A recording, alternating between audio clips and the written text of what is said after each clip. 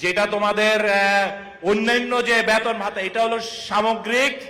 আমাদের এখন মূল ফোকাস হচ্ছে, আমি আবার তোমাদের সামনে, তোমরা স্বার্থপর হতে পারো কিন্তু আমার পক্ষে সম্ভব না, বাকি যারা এখনো রেস্টে আছে তাদেরকে কিভাবে আমি অনবোর্ড করব সেটা নিয়ে আমরা আলোচনা করতেছি। যাদের বয়স হয়ে গেছে দুঃখিত, তাদেরকে হয়তো কিছুটা রেস্টে যাইতে হবে, যাদের বয়স হয়ে গেছে, যাতে কিনা অন্যান্য যারা রেস্টে আছে তাদের জন্য সুযোগ দিতে হবে, যাতে আমরা রিফ্রেশার ট্রেনিং হবে, সেই ট্রেনিং এ তাদেরকে সেই রিফ্রেশার ট্রেনিং এ প্রমাণ করতে হবে যে তোমার দক্ষতা এবং শারীরিক ফিটনেস ডিউটি করার জন্য প্রস্তুত আছে। আর এটার মানে এই না যে কেউ ডিসকার্ডেড হবে, সবাই যার যার দক্ষতার লেভেল অনুযায়ী, ওই যে বলছিলাম দক্ষতার লেভেল অনুযায়ী তোমার এমপ্লয়মেন্টটা হবে।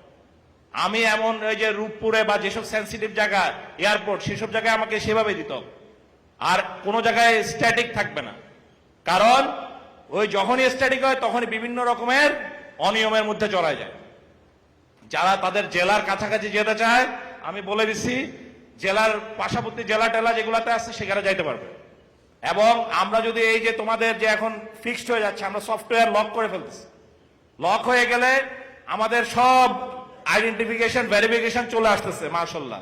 আগে তো হাওয়ার উপরে ভুয়া কাগজপত্র জমা দিয়ে হয়েছে, এই দিন শেষ। এই বাহিনীতে কেউই, ইনক্লুডিং এখানে যারা আছে এই ভিডিপির মধ্যে দলনাদা দলতে বা উপজেলা যেখানে আছে, ভুয়া দিন শেষ। কারণ সব আমাদের সফটওয়্যারে ডিজিটাল চলে আসতেছে, এনআইডির সাথে কানেক্টেড হয়ে যাচ্ছে, ভুয়া আর কেউ পারবে না। সো যখন এগুলো লক হয়ে যাবে সব এখানে পারফেক্ট হবে, ভুয়া এখানে কেউ নাই যখন হবে, তখন তোমাদের রেশন যার যার জেলাতেও পাবা।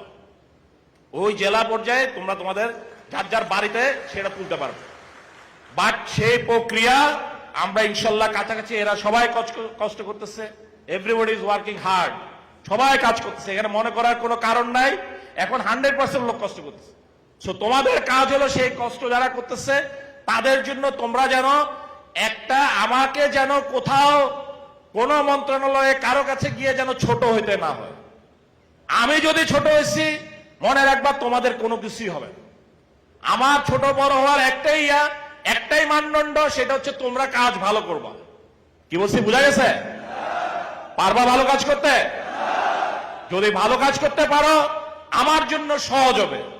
আজকে 21 পদক দেয় না, কালকে আরেক পদক ইনশাল্লাহ আমরা আনবো, পারা যাবে? সেভাবে তোমরা তোমাদের যার যার কর্মক্ষেত্রে, তোমাদের জন্য আমি বলে দিচ্ছি কি করতে হবে।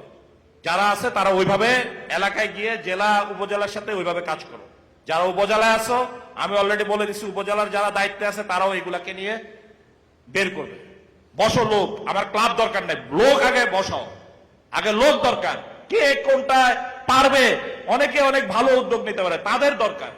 আমাদের সদস্য যারা, তাদের কেন, কে কালিজিরা তেল বাড়াইতে পারে, কে ইয়ার ওই যে ভোলারিয়া, কালকে সবাই ভোলারিয়াটা খাইছে, ভোলার যে মোলা, হ্যাঁ সবাই এখানে যতজন আসে বলছে যে আনসার ভিডিপির যে সক্ষমতা, বিশেষ করে তোমাদের, সেটা দিয়ে আমরা দেশের বাইরে, আমাকে অনেক উপদেষ্টা, তোমরা দেশের বাইরে নেওয়ার জন্য আমার সাথে ব্যবস্থা করো।